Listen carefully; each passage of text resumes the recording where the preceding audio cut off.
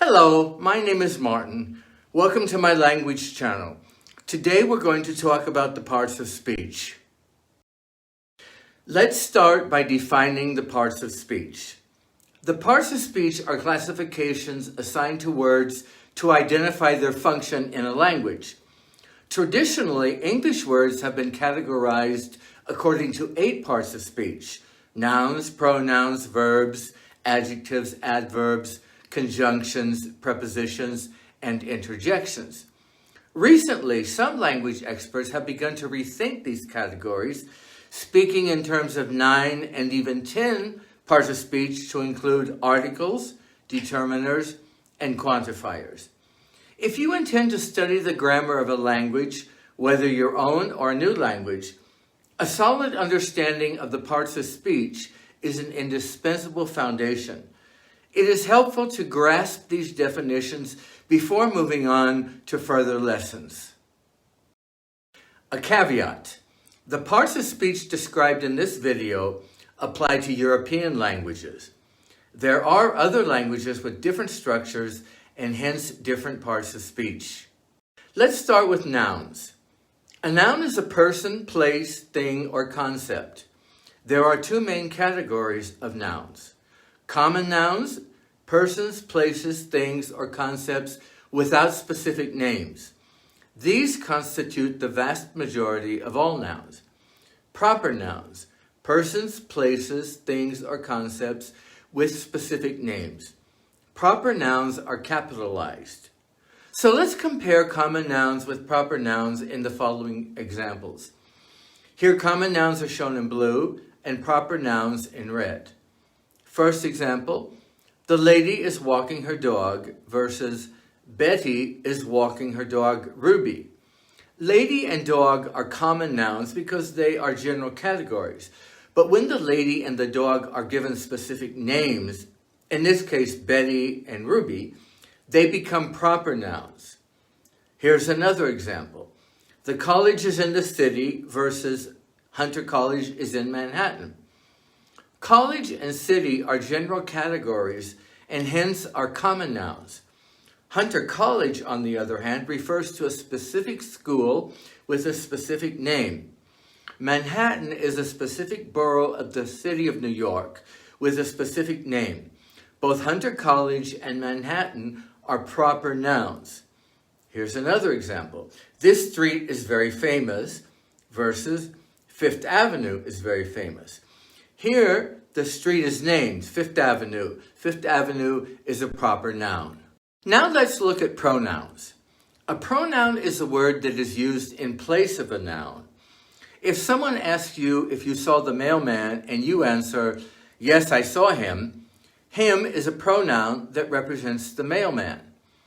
Pronouns are broken down into the following types: personal subjective pronouns, I, you, she, he, it, we, they. Please note, subjective in grammar terminology refers to the subject of a sentence, a clause, or a phrase. Personal objective pronouns: me, you, her, him, it, us, them. Objective refers to the object of a sentence, clause, phrase, or preposition. Personal possessive pronouns: mine, yours, hers, his, its, ours, theirs. Demonstrative pronouns: this, that, these, those. Interrogative pronouns: who, whom, which, what. In addition, there are also relative pronouns, indefinite pronouns, reflexive pronouns, and intensive pronouns. You can pause this video to read the list of pronouns in each category. For more information and examples, check out my separate video on pronouns. Now we come to verbs. A verb is a word that expresses an action or state of being.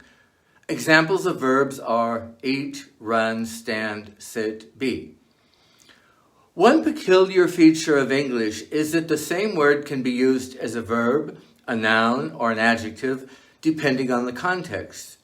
On the one hand, this makes English easy, uncomplicated. On the other hand, it can make understanding grammar more difficult. Consider the word living in the following examples. The standard of living in Monaco is high. Here, living is a noun. She was living in Dubai when I met her. Here, living is a verb. It is easier to make a living wage with a good education. Here, living is an adjective. It is common for English speakers to use nouns as verbs. For example, to friend or unfriend somebody on Facebook. While some grammarians may cringe at this practice, it is inherent to the structure of the language, a structure that existed long before the first English grammar was written back in the 16th century. Grammatical categories of verbs. To describe how verbs function, grammarians classify them according to tense, aspect, mood, and voice. Native English speakers will recognize each of these words, but not necessarily in association with grammar. Newcomers to English may be familiar with these categories in their native tongue. Here we will take a brief look at the meaning and function of these four categories. For an in-depth description of tense, aspect, mood, and voice, check out my separate video on the grammatical categories of verbs. So the first verb category that we're going to look at is tense. Tense is another word for time. The tense of a verb refers to the time in which an action or state of being takes place. The basic verb tenses in English are present, past, and future. That sounds quite straightforward, but English verbs also have many nuances referred to as aspects. The aspect of a verb expresses how the action or state of being extends over time in any tense. There are four different aspects of verbs. The simple aspect, this is the default form that is used to state a fact without indicating whether the action is complete or habitual. For example, the sun rises in the east. The progressive aspect indicates that the action is ongoing. Example, the cyclist is performing incredible acrobatics. The perfect aspect indicates action that is complete. Example, the cyclist has achieved a jumping record. And then there is a perfect progressive aspect, which indicates ongoing action that is complete. Example, the cyclist had been riding all day when the sun set. The mood of a verb is another category that grammarians have identified to describe the speaker's attitude or mood towards what is being said. Is the speaker stating a fact or a hypothetical situation? Is the speaker expressing a wish or a command? Is the statement based on any conditions? There are four moods in English. The indicative mood is used to state a fact, express an opinion, or ask a question. Example, the man is thinking. What is he thinking? The imperative mood expresses a command or a request. For example, think, man. The conditional mood is used to express a proposition whose validity is based on a condition. For example, it would be better to forget about it. The subjunctive mood explores a hypothetical situation. Example, it is important that he consider the alternatives. Voice. While the term voice doesn't provide any clues as to its function, it simply indicates whether a verb is active or passive. In the active voice, the subject performs the action. Example, the girl hit the ball. In the passive voice, the subject receives the action. Example, the girl was hit by the ball. There are several other videos on Martin's Language channel that provide more information on verbs. Please check them out. Let's look at adjectives. Adjectives are words that describe or modify a noun or a pronoun. Examples of adjectives are red, hard, loud, exact, free. Adjectives can also be used as nouns, as in the land of the free and the home of the brave. When adjectives are used as nouns, they usually have a plural or collective meaning. Example, the blind are helped by service dogs. Here, the blind refers to all blind people collectively. Articles. Articles are words that define a noun as specific or unspecific. English has 3 articles: the, a, and an. The is called a definite article because it refers to a specific or definite noun or nouns. The teacher, the days of our lives. The is pronounced the before a consonant and the before a vowel or for emphasis. For example, this book is the last word on physical therapy. A or an before a word that starts with a vowel is called an indefinite article. A or an is always singular and is used before a noun to describe it as something non-specific. For example, she has a nice smile. Determiners and quantifiers. This is a relatively new category for words that determine or quantify nouns, rather than describing or modifying them. Traditionally, some determiners like my and many have been considered adjectives, whereas others like this are classified as pronouns. Definite and indefinite articles are determiners. So let's talk about adverbs. An adverb is a word that describes or modifies a verb, an adjective, or another adverb. Many adverbs end in ly, but there are exceptions. For example, lovely ends in ly, but is an adjective. Some adverbs also double as adjectives. Here are some examples. I am well enough to have a piece of cake. Here, well is an adjective meaning healthy. Here's another example. The cake is rising well. Here, well is an adverb that describes how the cake is rising. Here's another.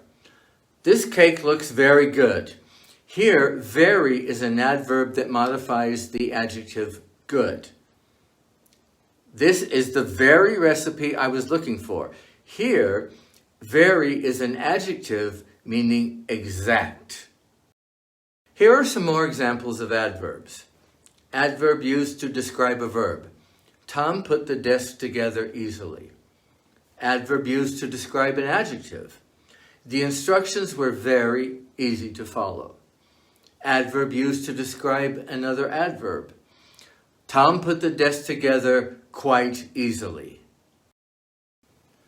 Conjunctions. A conjunction is used to connect words or groups of words. There are 3 types of conjunctions. Coordinating conjunctions, examples for, and, nor, but, or, yet, and so. Subordinating conjunctions, although, because, if, since, unless, until, and while. And correlative conjunctions, either or, neither nor, not only, but also. For more information on the use of conjunctions, please check out my video on clauses and phrases. Prepositions. A preposition is a word that expresses a relationship of time, direction, location, space, or cause between words or clauses.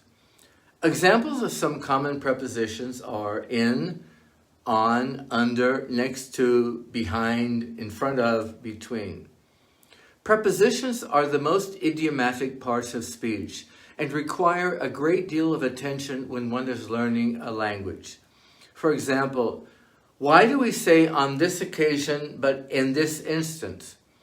Why do the British say at the weekend while Americans say on the weekend? In addition, English combines prepositions with verbs. For example, get up, slow down, check in, check out, get over. Interjections. Interjections are the easiest part of speech to describe. They are simply words or expressions interjected, usually at the beginning of a sentence, to express emotion, feeling, surprise, etc. Examples of interjections are, oh, wow, geez. You get the point. So let's review the parts of speech.